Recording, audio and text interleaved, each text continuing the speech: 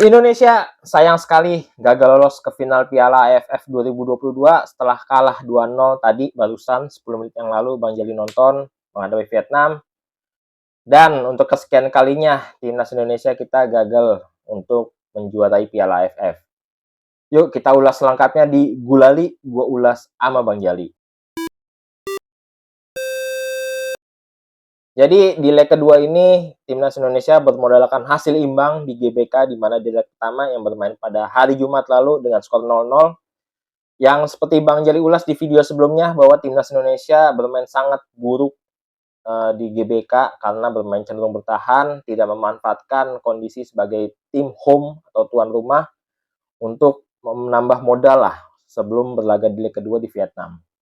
Jadi bermodalkan hasil imbang 0-0 ini Indonesia mau nggak mau harus menang atau harus imbang dengan selain skor 0-0 ya. Jadi Bang Jali juga baru tahu bahwa di Piala AFF edisi kali ini peraturan agregat gol tandang kembali diberlakukan, di mana di edisi sebelumnya yang Bang Jali tahu itu tidak ada agregat gol tandang.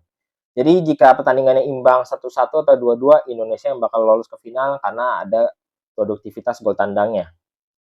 Jadi pertandingan dimulai di mana timnas Indonesia kembali bermain dengan 5-3-2, tapi ada sedikit perubahan di mana Sadil bermain kali ini, tapi tetap tanpa starting line up-nya, tanpa Witan, Egy dan juga Spaso yang bermain tipikal lebih menyerang, justru di depan masih tetap seperti pertandingan sebelumnya Dendi dan Yakob Sauri.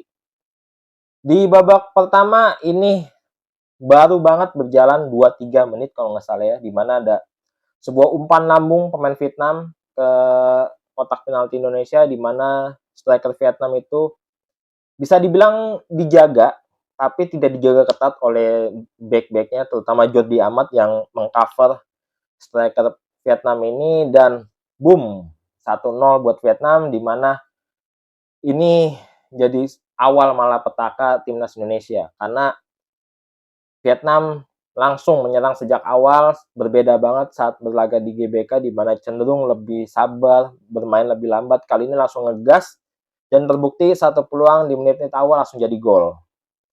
Selanjutnya, ya permainan tetap dikuasai Vietnam hingga menit 15 lah. 15 menit sampai 20 menit Vietnam masih terus menggencar serangan karena Vietnam nggak bisa nyaman dengan kondisi 1-0, dia harus menambah supaya lebih jauh jaraknya karena kalau satu sama Indonesia yang lolos. Jadi Vietnam tetap terus menyerang dan terus menekan. Hingga akhirnya di menit 30-an Indonesia mencoba kembali menekan pertahanan Vietnam, tapi ini yang jadi masalahnya adalah lini tengah Indonesia tidak ada pemain yang kreatif dan jarak antar pemain terutama dari lini tengah ke lini depan itu sangat jauh. Jadi kalau Sobat Kimo yang nonton itu pasti tahu banget bahwa kebanyakan pemain-pemain kita itu kebanyakan long ball atau langsung umpan jauh ke depan ya biar para striker yang merebutnya di depan gitu. Jadi tidak ada permainan-permainan pendek seperti lawan Kamboja, lawan Filipina, lawan Brunei yang dimana itu Indonesia bisa bermain dengan umpan-umpan pendek dan menciptakan banyak peluang. Nah inilah yang jadi masalah menurut Bang Jali dari timnas Indonesia dari dulu di mana begitu buntu langsung bermain dengan long ball dan seperti tidak ada plan A, plan B, tidak ada skema bermain yang lain ya. Dan itu terjadi hingga akhir babak pertama, skor masih 1-0. Bahkan timnas Indonesia tidak ada shot on target, tidak ada tendangan yang mengarah ke gawang. Artinya sejak tertinggal 1-0 Indonesia benar-benar nggak menyerang lah, bahkan tidak ada peluang bisa dibilang. Masuk ke babak kedua, Vietnam kembali bermain menyerang kembali, ya kan, lebih menyerang dan baru berjalan beberapa menit babak kedua Vietnam menambah keunggulannya menjadi 2-0 melalui set piece dari corner dan disundul oleh pemain Vietnam.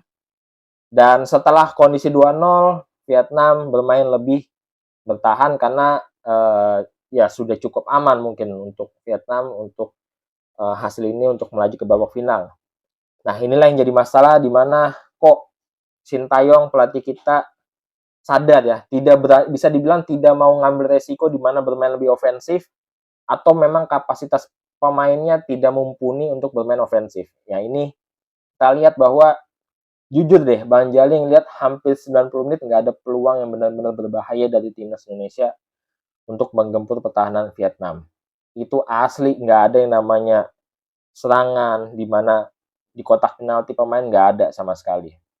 Dan itu bisa dibilang 30 menit terakhir pertandingan itu udah benar-benar ngebosenin ya, karena Vietnam sendiri udah nggak terlalu ofensif, sedangkan timnas kita nggak bisa menciptakan peluang. Dan hingga pertandingan berakhir, selesai 2-0 dan Vietnam yang melaju ke final dan Indonesia kembali tidak bisa menjuari Piala AFF sejak Piala AFF ini atau Piala Tiger dulu berlangsung tahun 90-an. Nah, ini jadi bahan evaluasi buat PSSI dan juga semuanya. Bagaimana jika pengen juara, jelas persiapan tim harus matang. Kita nggak bisa berharap banyak. Bang Jali udah bilang dari video-video sebelumnya bahwa nggak usah berharap banyak lah. Coba realistis bahwa timnas kita tanpa persiapan. Liga nggak jalan.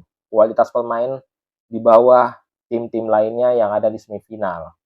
Jadi memang ini hasil terbaik timnas kita berada di semifinal berdasarkan kualitas yang kita miliki. Jadi ya bagaimanapun itu sebuah proses, apalagi timnas kita akan berlaga di Piala Asia 2023. Jadi Piala AFF ini jadi bahan evaluasi lah buat Sintayong terutama untuk bisa menemukan racikan dan strategi yang lebih jitu.